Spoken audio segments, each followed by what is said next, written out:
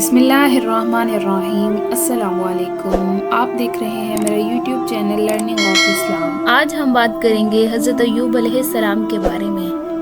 سیدنا حضرت ایوب علیہ السلام اللہ کے برگزیدہ رسول اور خلیل ابراہیم کی نسل میں سے ایک پیغمبر بڑے صابر و شاکر ہو گزرے ہیں، جن کا صبر ضرب المثل ہے۔ ان کا نام ایوب تھا۔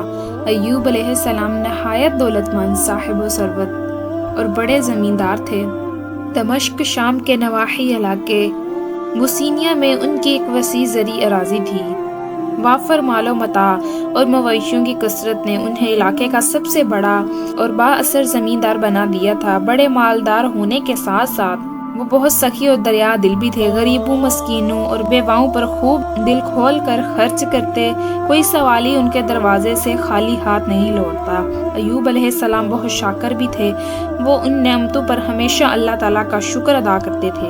اللہ تعالیٰ کی سنت ہے کہ وہ اپنے برگزیدہ بندوں کو امتحان میں ڈالتا ہے اور ان کے ایمان کو آزماتا ہے۔ اللہ تعالیٰ نے ایوب کو بھی آزمائش میں ڈالا۔ ان کی اولاد جن مکانوں میں رہتی تھی وہ گر پڑے اور تمام اولاد مکانوں کے مبلے تلے آ کر دب گئی۔ لٹیروں کے ایک بڑے گروہ نے ان پر دھاوا بول دیا اور ان کے تمام مویشی ہانک کر لے گئے۔ زرعی اراضی کو آگ نے خاکستر کر ڈالا۔ خود ایوب کو کوڑ کی بیماری لاحق ہو گئی، پھوڑے خراب ہو گئے اور صورتحال سخت پریشان کن ہو گئی۔ ایسی حالت میں بھلا کون ساتھ رکھتا ہے؟ تمام دوست احباب چھوڑ چھاڑ کر چلتے بنے، سوائے ایک بیوی عالیہ کے، اور کوئی ڈھارس بننے کو باقی نہ رہا۔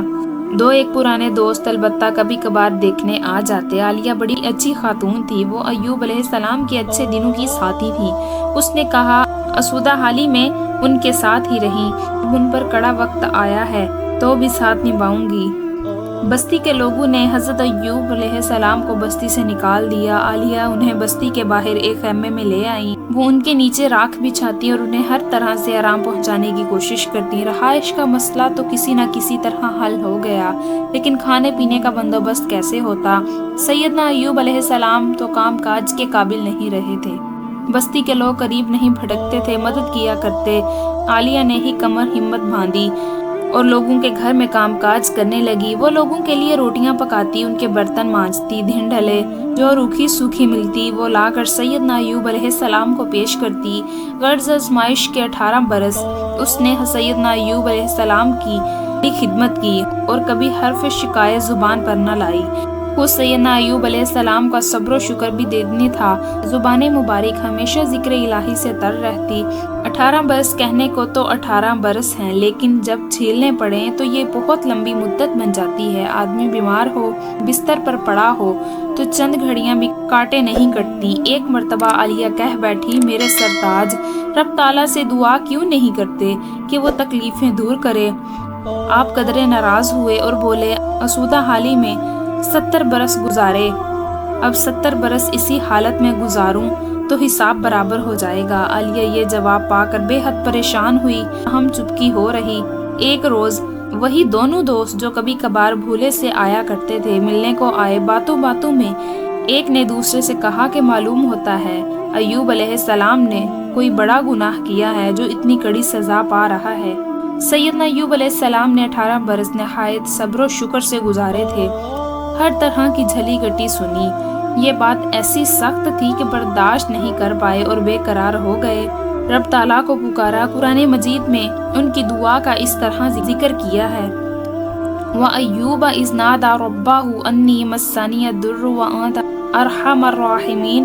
اور ایوب علیہ السلام کی اس حالت کو یاد کرو جبکہ انہوں نے اپنے پروردگار کو پکارا کہ مجھے یہ بیماری لگ گئی ہے اور آپ سب رحم کرنے والوں سے بڑھ کر رحم کرنے والے ہیں۔ اللہ تعالیٰ نے ان کی دعا قبول فرمائی۔ فاستجبنا له فکشفنا ما به من ضر وآتیناہ اہلہ مثلہم معہم رحمۃ من عندنا وذکریٰ للعابدین۔ ہم نے ان کی سن لی اور جو دکھ انہیں تھا اسے دور کر دیا اور انہیں اہل و عیال عطا کیا۔ فرمائے اور ان کے ساتھ ویسے ہی اور بھی اپنی خاص مہربانی کے ساتھ، تاکہ سچے بندوں کے باعث نصیحت ہو۔ ہوا یوں کہ ایوب علیہ السلام جب حاجت کو جایا کرتے تو اہلیہ کام کاج سے واپس آ کر انہیں ساتھ لے کر ان کے ٹھکانے پر آ جاتی۔ اب کہ ایوب علیہ السلام حاجت کے لیے گئے تو اہلیہ کو آنے میں ذرا دیر ہو گئی۔ ادھر اللہ تعالیٰ نے ایوب علیہ السلام پر وحی نازل کر دی کہ زمین پر پاؤں مارو۔ انہوں نے پاؤں مارا تو ٹھنڈے میٹھے پانی کا چشمہ جاری ہو گیا۔ اللہ تعالیٰ نے فرمایا یہ پانی پیو اور نہاؤ۔ انہوں نے پیا اور نہائے تو بھلے چٹنے ہو گئے۔ اس طرح ایوب علیہ السلام پہلے سے زیادہ خوبصورت ہو گئے۔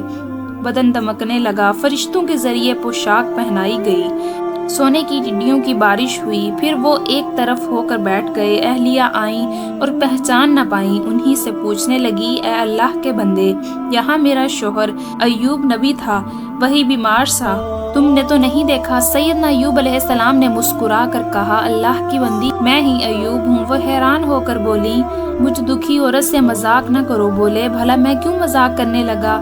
ارے بھلی مانس میں ایوب ہی ہوں۔ آزمائش ختم ہوئی، اللہ نے مجھے بھلا چکنا کر دیا۔ تب اہلیہ آریہ نے بے ساختہ ہو کر اللہ تعالیٰ کا شکر ادا کیا۔ ادھر دو بادلوں نے سیدنا ایوب علیہ السلام کے دونوں کلیانوں پر سونا اور چاندی برسایا۔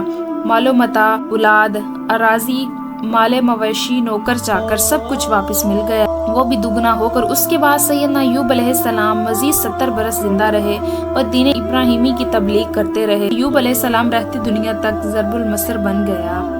امید کرتی ہوں کہ آپ کو ہماری آج کی ویڈیو اچھی لگی ہوگی۔ اگر آپ کو ہماری ویڈیو اچھی لگی ہے تو ویڈیو کو لائک کریں اور مزید اس طرح کی ویڈیوز دیکھنے کے لیے ہمارا چینل سبسکرائب کریں۔ ملتے ہیں نیکسٹ ویڈیو میں، اجازت دیجیے، اللہ حافظ۔